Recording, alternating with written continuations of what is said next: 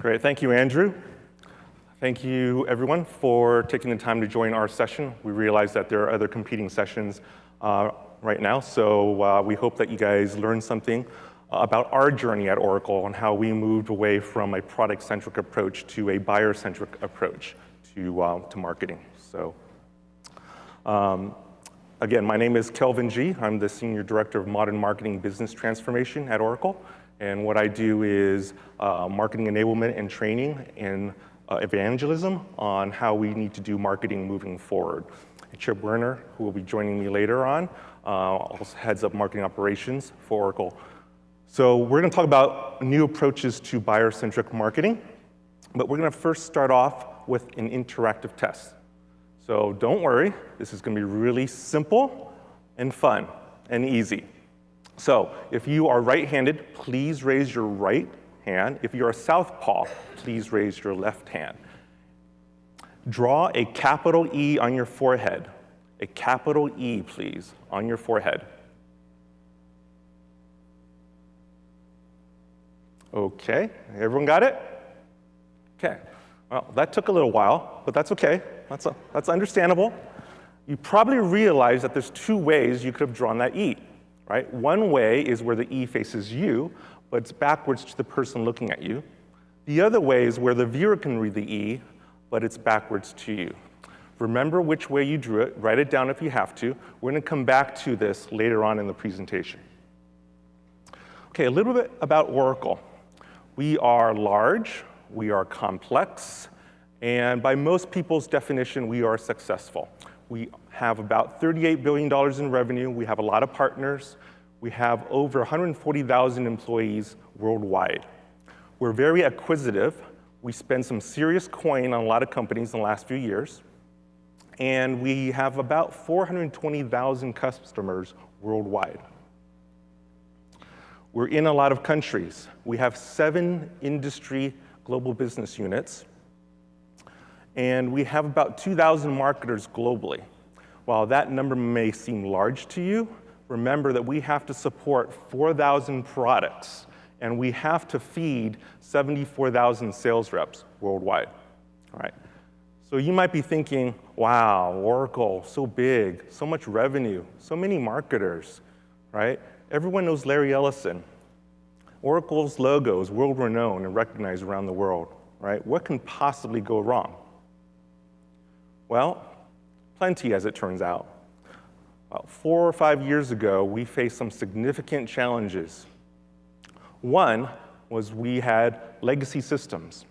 We were using Siebel back in the day, and Siebel was a very successful marketing solution, again, back in the day, but by today's standards, not so much.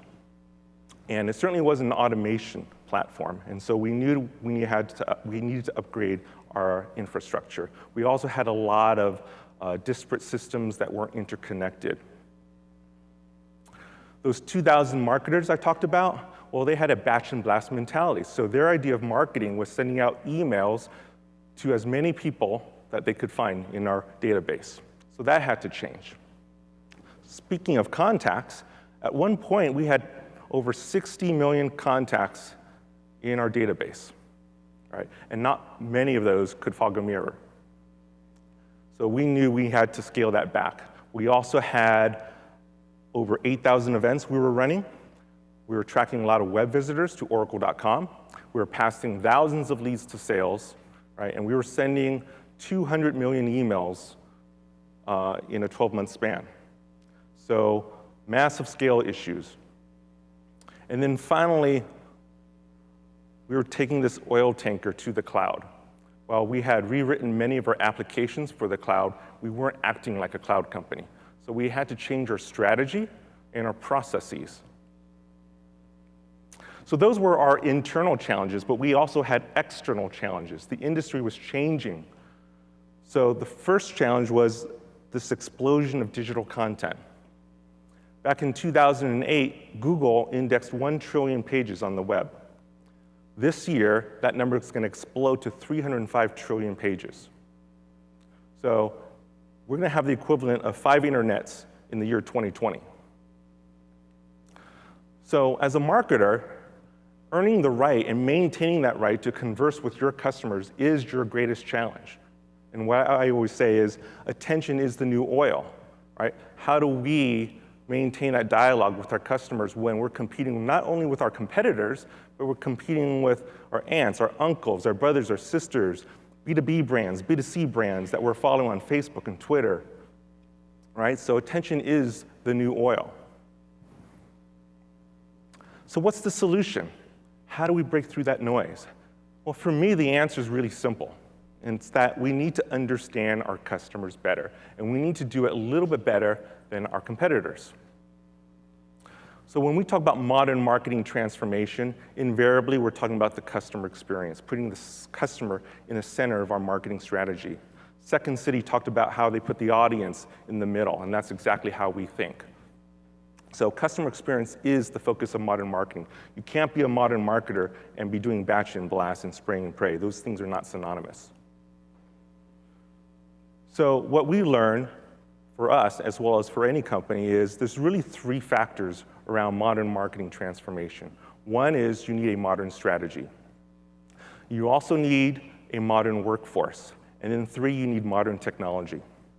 Now, on the technology side, it's really important, and we've upgraded our game by buying Eloqua back in 2012. And we also built a data lake, and we standardized and normalized a lot of our data. And we actually drink a lot of our champagne by using a lot of the marketing cloud. But we're not going to talk about technology because technology oftentimes creates skills gaps. It doesn't shorten them. Right? And so what we found is you also have to focus on the strategy and marketing enablement and upgrading your workforce. So that's what we're going to focus on today, is the modern strategy and modern workforce. Okay, so modern strategy. Show of hands, how many people here have done this thing at least once in their lives? All right, the selfie, right? Everyone loves selfies, right? Well, guess what? Organizations do selfies also, right? We create content that talks about our products, our solutions, our services, how great they are, speeds and feeds, right? And how we fare against our competitors. And there's nothing wrong with a selfie, right? Selfies are great, but you have to understand when to serve up the selfie, right? So at some point, we have to talk about our products. That's fine, but you can't talk about your products early on in the buyer's journey. So context is important. A better strategy is to start with your buyer in mind. It's understanding who your customers are, what their interests and needs are, and what you bring to the table. And it's the intersection of these two circles, which is the sweet spot. So let's come back to our E forehead test. Okay, show of hands. How many people drew the E where the E faces you, but it's backwards to the person looking at you? See, one, two, couple. Yeah, before. All right, not too bad. One in the back, not bad. And then how many people drew it the other way, where the viewer can read the E, but it's backwards to you? Most of you guys. Nice, nice. Usually when we do these workshops and conferences, we see a mix of 50-50. This is a nice mix. So what you guys participated in was what we call the E test. And it was a social science experiment from Northwestern University that measures empathy. That's what E stands for. And so for those who drew the E, so that's backwards to themselves, but legible to your partner, you've taken the other's perspective. So as an organization, you want to make sure you're drawing the E the right way, right? And for those who drew the E the other way, you guys are self-centered marketers, and you should be ashamed of yourself.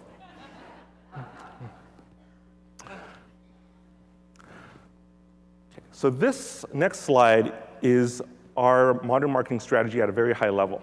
We call this the customer lifecycle infinity loop.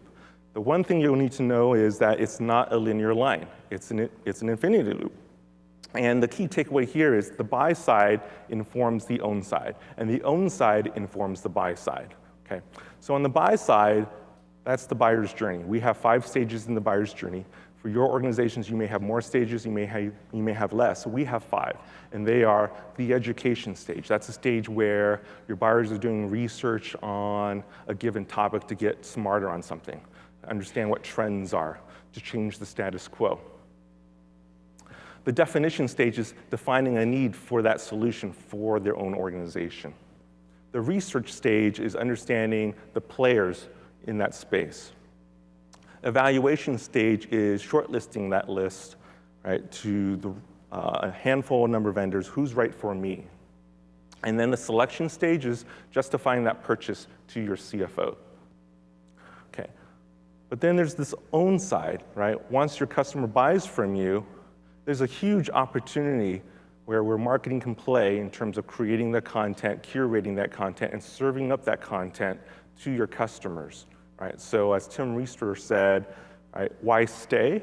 That's this whole side of the equation, which most marketing organizations don't really play a role in yet.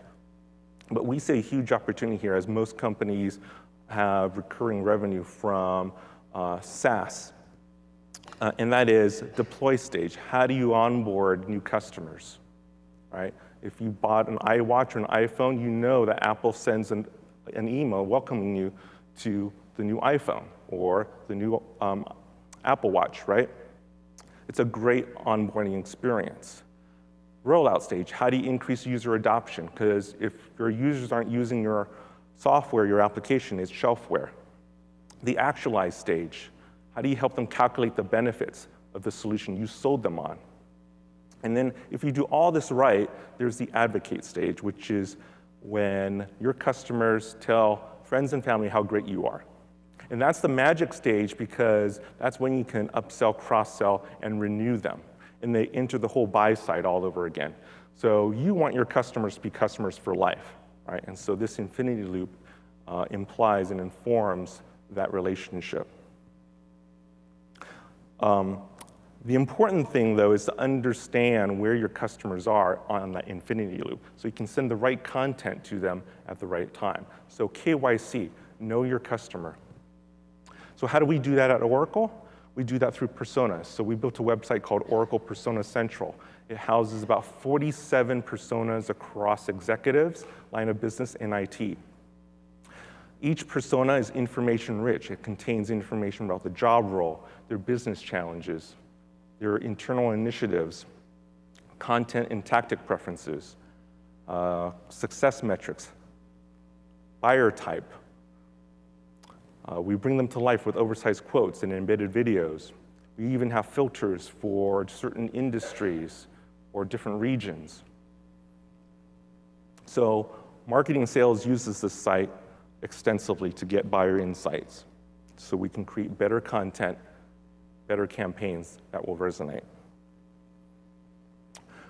The next step for us is to infuse those personas with real-time data so we can make data-driven decisions around our persona. So we're actually building out a new persona for DevOps, and we're using a company called Affinio to help us do that. Using Affinio, we can find certain keywords in profiles on social channels like Twitter, Reddit, LinkedIn, Facebook. We can also do research to find out which topics, which content they're researching on. We can also find which technologies that they're interested in. But most importantly, by looking at who they follow, we can determine who their influencers are. And for DevOps, they actually don't like to be marketed to, right? They're part developers, so they actually much prefer to follow inventors. So that was a key insight. We can also figure out what their media outlets are, which will inform our media strategy.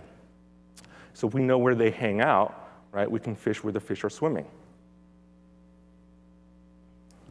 So everyone loves the Cookie Monster, right? You would never give the Cookie Monster a box of crackers. That's just stupid. That's just from the Department of Duh. So for us, personas enable us to create content that will resonate with our customers. Here's an example. This was an online forum we ran last year. It's called the Oracle Cloud Platform Online Forum. We used to take a one-size-fits-all approach, one invite to promote one event. Last year, we started to take a core invite and personalize it based on persona. So here we would create 5 different versions of the invite, one for each persona. Look at the difference between the click-to-open rates with the persona-centric approach versus the North American average with a one-size-fits-all approach. And I want to draw your attention to that first row, that 48% click-to-open rate. That's what we call a Trumpism because it's so obscene. Here's another example. We created an ebook called Your Complete Guide to Modern ERP. Right? The persona here is a CFO. Right? And so by taking a persona-centric approach, by creating this ebook, we're fortunate to have been nominated for a Killer Content Award at this conference.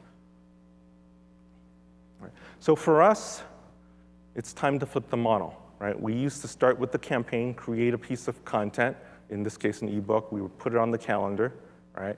And then we would pull a list, the bigger the better, right? And we would high-five each other when we have a list of significant size. But now we start with the customer in mind. We start with the persona. We will build a multi-channel experience, which might include events, direct mail, digital advertising, nurture campaigns. And then using automation and personalization, we can actually interact with that person as if they were a real person, one-to-one marketing, which is the holy grail. Okay. So that is modern strategy. We're also going to talk about next modern workforce. I'm going to invite Chip Woerner, VP of Marketing Operations, to talk about how we enable our marketing. Thank you. Kelvin. Yep. Appreciate it. Did you guys notice on that first slide, Kelvin's title? Coolest title ever. Senior Director of Modern Marketing Business Transformation. And I get Marketing Ops. Anyway, as Kelvin mentioned, in terms of rolling out, driving transformation in an organization, driving buyer-centric behaviors, strategy is critically important. It's a great start, but it doesn't end there. Somebody, your employees, your team members, the workforce, needs to embrace that strategy and drive the execution of it. At Oracle, we have 2,000 marketers, quite a few.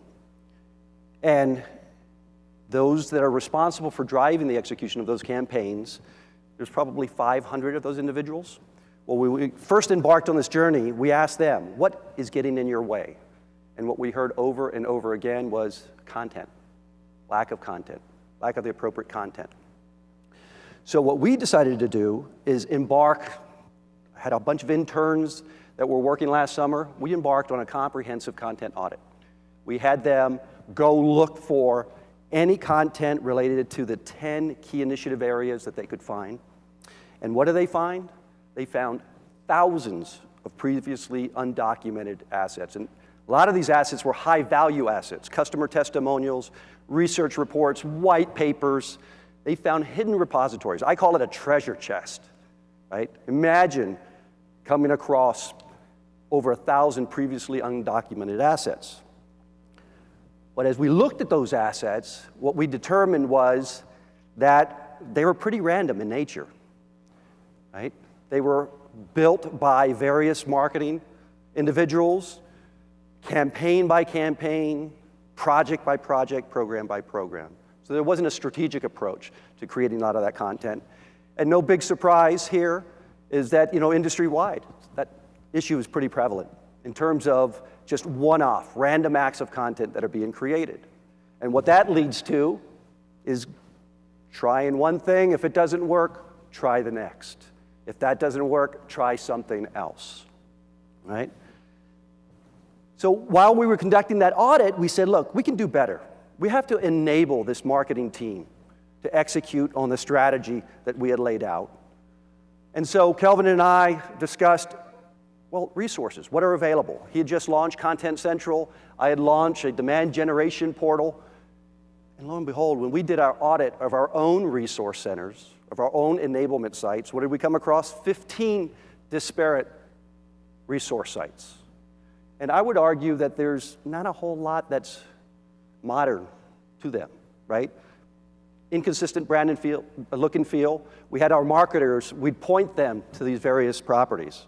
So we thought, well, that's an opportunity area for us.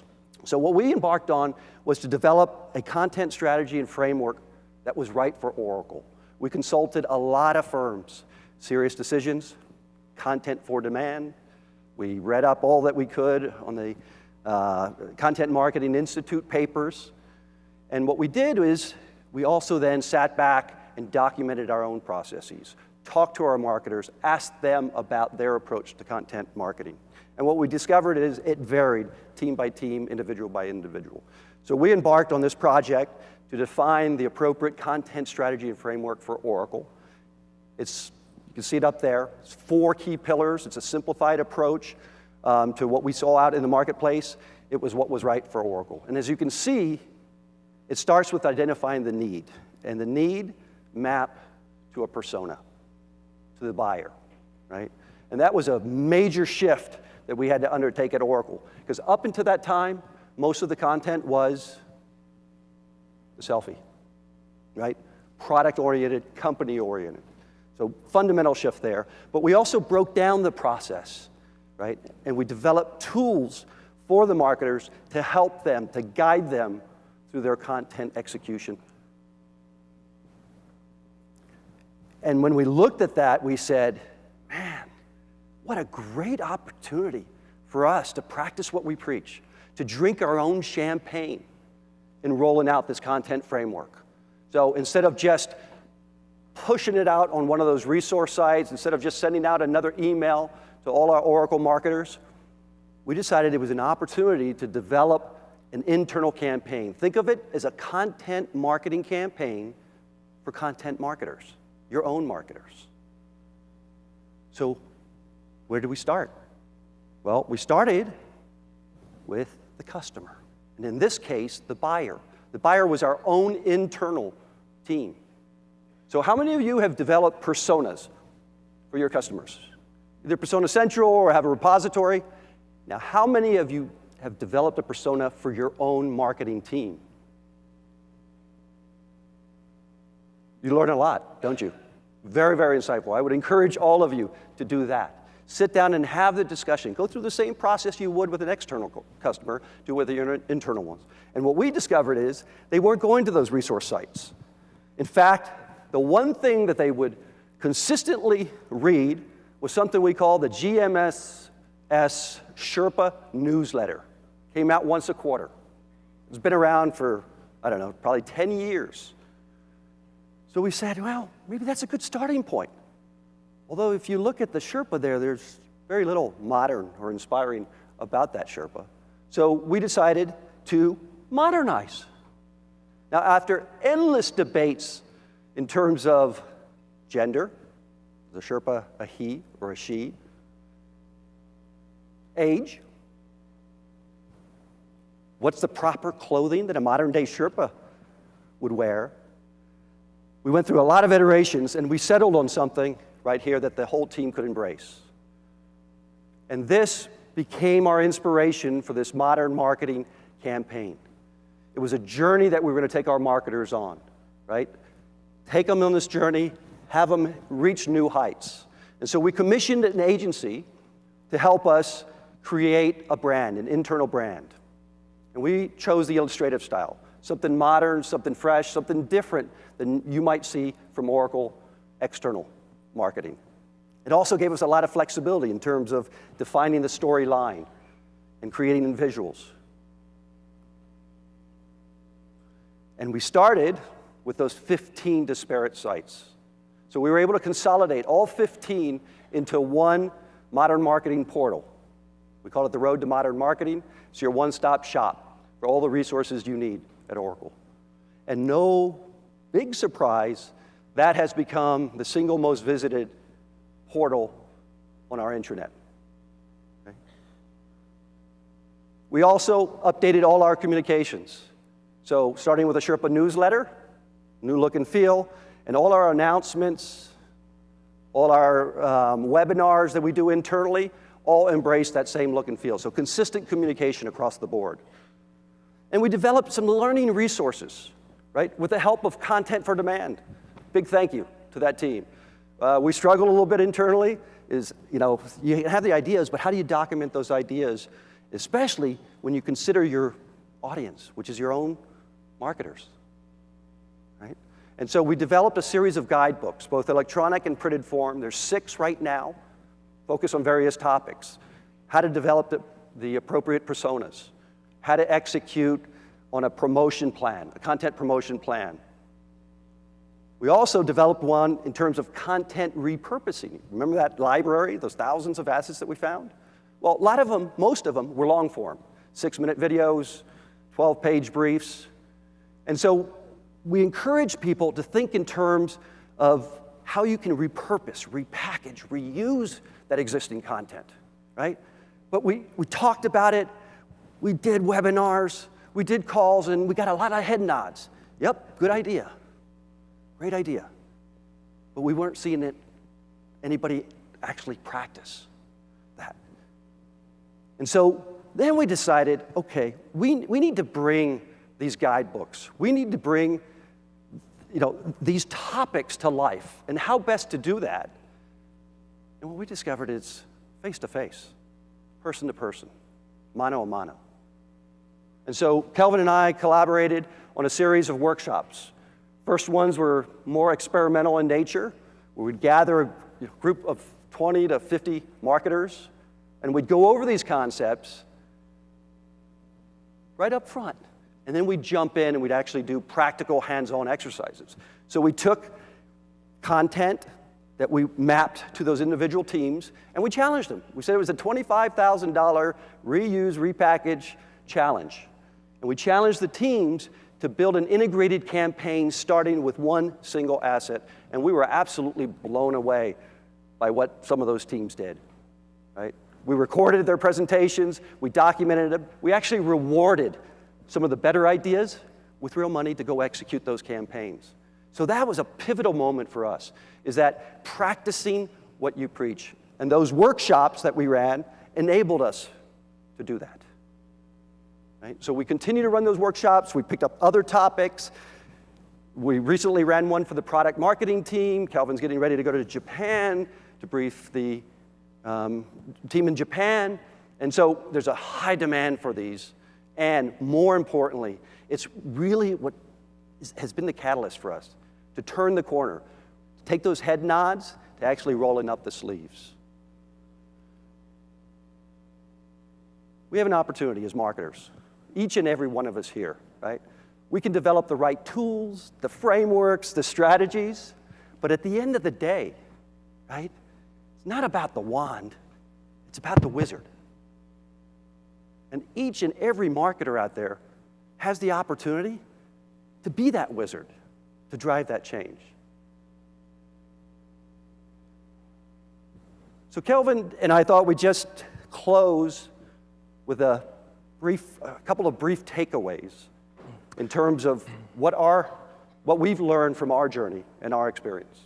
Right, so the first takeaway is empathy drives customer centricity. So when you go back to your day jobs, have your company take the E-test.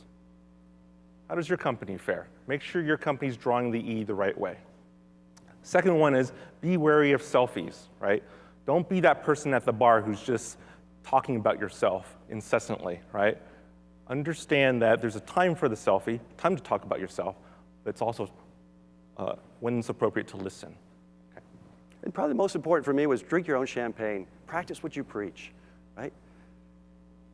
Buyer-centric marketing starts and ends with the buyer, whether they're external or internal. Your marketers are your buyers. And then lastly is you gotta have some patience, have a sense of humor, right? Change doesn't happen overnight. We've been at this now for close to 18 months. Rewind's probably more like 2 years. We continue to see progress, but we're just some point along our journey in driving that transformation. Thank you.